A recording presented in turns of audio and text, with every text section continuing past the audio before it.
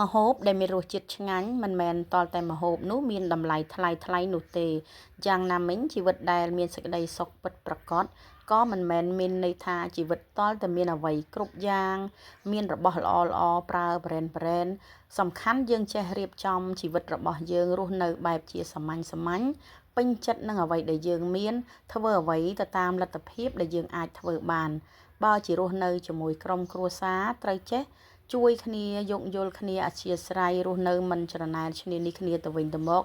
នោះសុភមង្គលនៅក្នុងគ្រួសារពិតប្រាកដនឹងកើតមានឡើងពេលដែលយើងមានចំណុចខ្វះខាតឬក៏ឃើញគ្រួសារយើងមានចំណុចខ្វះខាតយើងត្រូវណែនាំឬក៏បំពេញឲ្យគ្នាទៅវិញទៅមកមិនមែនរស់ដើម្បីចងគំនុំមិនមែនរស់ដើម្បីបៀតបៀនចង់ឈ្នះមនុស្សនៅជុំវិញខ្លួនយើងនោះឡើយ